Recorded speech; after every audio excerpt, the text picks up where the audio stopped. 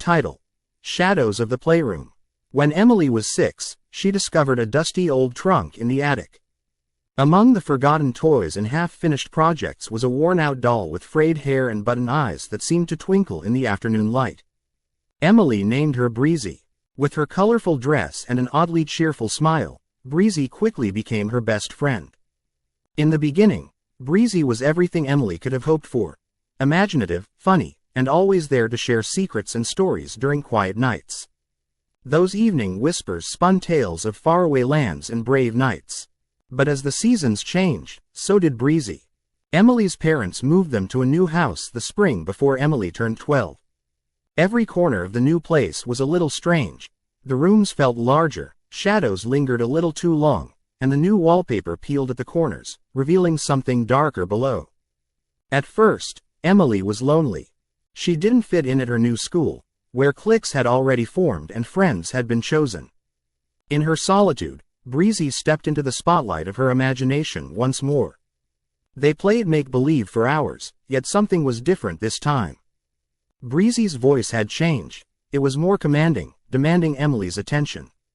The doll would suggest games that felt eerie, like hiding and seeking in dark corners of the house or inventing stories that had sinister twists. "Breezy, can we play outside?" Emily finally asked one day, her voice wavering a bit. "No, Emily. Inside is better." Breezy's button eyes sparkled unnaturally, and an unsettling grin stretched across her stitched mouth. "You want to play a new game? I've heard I can help you find friends." With a flicker in Emily's heart, she hesitated, feeling a chill race down her spine. But the promise of companionship drowned out her fears. That night, Breezy instructed her to draw pictures on paper. As Emily sketched, Breezy whispered secrets about her schoolmates, what they were afraid of, what they wanted most.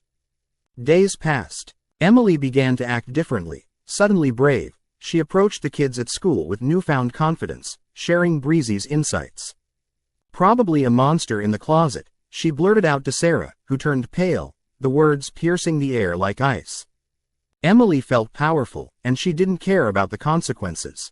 But the power felt different, a twisted version of fun. Breezy got louder, more demanding. "Let's show them, Emily," she'd say late at night.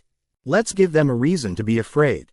Chills would crawl over Emily's skin, yet she found herself captivated, her heart racing in excitement and dread.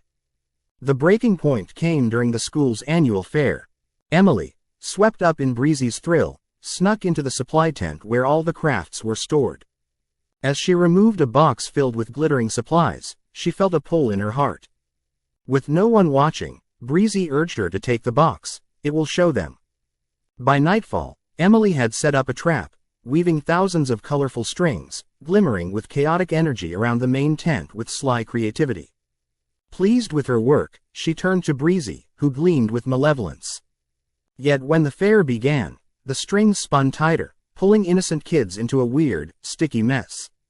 Screams filled the air as they were tangled and bound, the chaos awakening an unwanted darkness. It was then Emily realized that Breezy wasn't her playful friend. She had become a puppet master, reveling in the terror she could orchestrate. Choking back panic, Emily tried to turn away from the wickedness she had brought upon herself.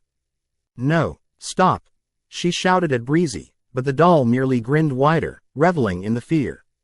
The crowd surged, confused and frightened, as Emily wrestled to undo her work. Suddenly, Breezy's voice boomed in the chaos. "You opened the door, Emily. We're playing my game now." The toy seemed to grow in stature, contorting in the shadows, leaving a malevolent presence that enveloped the fair. Desperate, Emily grabbed the very doll that had brought her joy. She felt the evil seep through her fingers, threatening to snatch her away as she clutched it tightly. "You're not real, you're just a doll," she cried, summoning every ounce of strength and hope left within her. At that moment, brilliant lights flickered, illuminating Breezy for what she truly was: a mere doll. Emily took a deep breath, rejecting the power it had held over her. "You're not my friend anymore." With a fierce determination, she threw the doll into the bonfire, watching the flames engulf the darkness. Breezy let out a shrill scream, a sound that echoed in the night, before dissolving into cinders. The remaining children, freed from their binding, stared in a mixture of horror and confusion as Emily stood, shaken but resolute. She overcame the shadows of her playroom, purging the darkness that once felt encouraging. No longer would she hide from the world. She was free from Breezy, but forever marked by the lesson learned. Sometimes, friendship can turn into something far darker than shadows.